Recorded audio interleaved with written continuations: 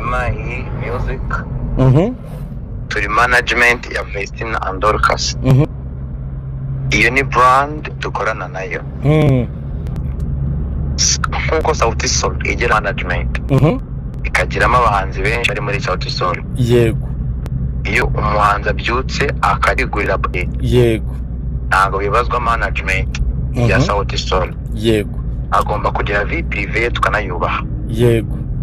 Yego. Ariko iyo ukoresheje nda nk'imbuga nkoranyambaga baramutse bazi hakinze management ishobora kubimenya. Icyo dukora tumugira inama, niyo mpamvu abanyarwanda ari abahanga babyise abajyanama b'abahanzi. Yego. Twe tumugira inama tuti ibi byabaye bikosoka gutya bikora gutya next time uzabikore gutya. Ariko ntabwo tumufatira ibyemezo. Nka management mwabonye atari ikibazo kuri business cyane ko music it's a business, ntabwo ari ikibazo kuri business kuba wenda mwari muri mu bitaramo bigatazamo biriya murimo gutegura gushyira hanze indirimbo, ni mwabonye ko ari ikibazo kuri business? Nta kibazo twabonye cya business kuko ibyo bintu abiri ko investing. Yego. So ahubwo nabitangaje umunyamakuru nkawe na bagenzi bawe. Yego. Iyo mukotinze ikintu nyiracyo atatangaje kandi twarabibonye ku mbuga bwite ubu biriho ubu biriho yani press release. Ariko iyo postinze ikintu kuri social media yawe ushobora kugisiba, ushobora kandi abantu baba bashobora gushyiramo ko cyasibwe mu nyuma y'iminota ingahe. Wanditse uko cyasibwe se birimo mu nkuru wakoze. Yego. Dukomeze bwana munyamakuru. Okay. Ikibazo icya kabiri. Yego.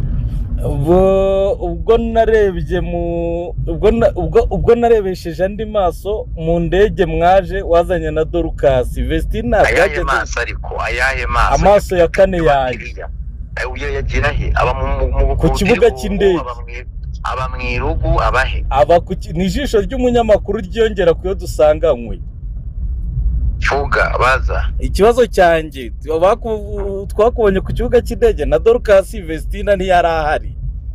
Yego. Nanagerageje kuraranganya amaso kuri liste y'abantu bari mu iyo ndege sinamubonye. Afite yasigayeyo cyangwa ari muri zindi gahunda.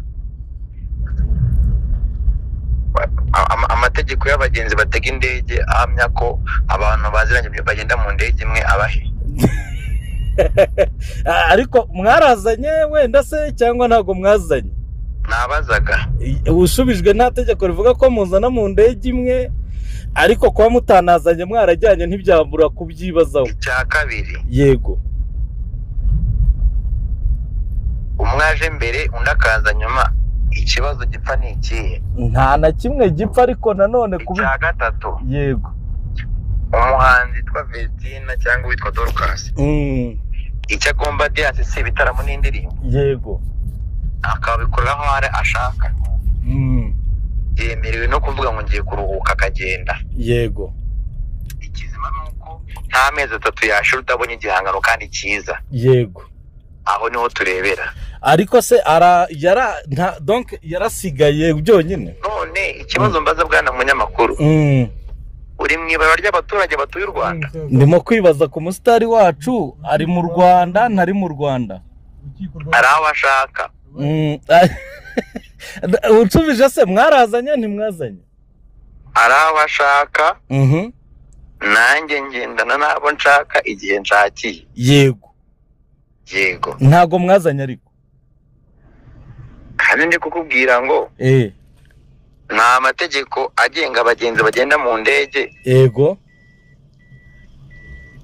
Avuga igihe abantu bagendera abandi ntibagende. Yego. Ariko se uko biri kose nawe kubigira kindi nakubwira kindi. Yego. Nk'umunyamakuru w'umuhanga. Wibuka umwandikire kuri Instagram ye wambwiye kuyizi. Yego. Umubaze igihe yaziye. Yego. Yego. Yaraje donc nicyo bivuze. Ntango busy nanjye. Kandi ari we manager. Icyo nzi cyo naramubonye tujya kuri recording indirimbo. Muri video yaraje. Mwayi recordingiye hano mu Rwanda. nyuma y'uko muza mwayirikodinze nyuma y'uko muze ejo bundi yitwa Usisite. Irimo amashusho meza yafatiwe mu Rwanda no muri Canada. Yego, nyuma y'uko harayo mwafashe nyuma y'uko muza menya ko yafashwe gusa igihe yafatiwe n'ubundi nibiza kuko n'ibyabarenze nyuma byanditse kuri video kuko ari meza gusa uzayakunda. Ariko se ikibazo cyangire ne ari mu Rwanda cyane ari mu Rwanda se n'umuhanzi ureberera inyungu dukwiye kuba tubibaza araho arashaka. Yego, hehe mu Rwanda cyangwa hanze y'u Rwanda?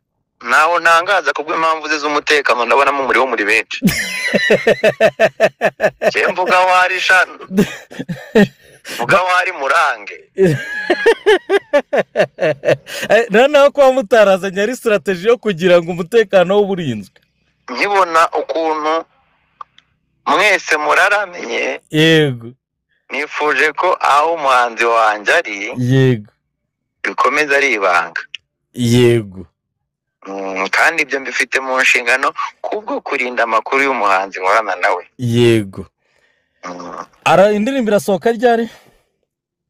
Nanze kuyisohora kubera urusaku rwanyu. Tuza indirimbo irasohoka. Aze twe ntidukora prank. Yego, nibituza indirimbo irasohoka. Nibidatuza ntisohoka. Mbega tujye dusaba abantu gutuza kugira ngo muduhe indirimbo. Ntabwo twasohoye indirimbo ihimbaza Imana mu rusaku. Ariko se ni urusaku rw'ibinyoma cyane urusaku rw'amakuru ahari? Harimo ibinyoma, harimo satani nyinshi. Birivangavanze. Ariko kurimo ni nk'10%. Yego, ibyo rero ntabwo bijyana n'umurimo w'Imana. Umurimo w'Imana ukorwa mwituze kuko ni Imana y'amahoro. Yego. Yego. Okay. Wowe se umuheruka utubwiye nyuma ya biriya byose byabaye noneho rero tayiwe envie ameze gute ubu ngubu ameze gute? Ameze neza n'ubu tumaze kuvugana. Ari amahoro. Ntacyo byamuhungabanyijeho biriya byose? Imyaka bamaze mu muziki baze ku 5. Baciye mu bintu byinshi bibategura ibi bari gucamo uyu munsi. Ndanashimira Imana ku nkuru mbi nyinshi mwabakozeho byatumye bakomera. Yego, ni nziza ntarongeraho. Ayeba tsoza rero usibye indirimbo igomba gusukana mu minsi yashize nigeze kumva ko muteganya no gukora igitaramo mu Rwanda kinini cyanyu. Irahari iyo gahunda irahari? Imishinga yo ihari ni myinshi. Gusa ubu ikigiye gufokasingwaho no kongera gukora production y'indirimbo nyinshi. Tumaze n'iminsi tudakora Ikinyarwanda. Nacyo turi kubitekereza ko twakora izindi z'Ikinyarwanda. Kuko still hano niho hari imizi yabo. Ibisigaye Imana iduhana umugisha. So muri Canada abantu babakiriye gute? Abantu muri Canada n'abana beza Imana nabigaho umugisha. Cyane ko harimo n'abari Abanyarwanda, Abanyamurenge ndetse n'Abarundi. Kazamo n'abakoresha Igiswahili. Bataraba benshi cyane kuko twamamazaga mu Kinyarwanda nubwo nabo baje muri kusi benshi pe. So we trying ukuntu twahura na audience y'Abaswahili cyane. Nayo mpamvu unakora prank ntabwo wayikora mu Kinyarwanda indirimbo isohoka mu Giswahili.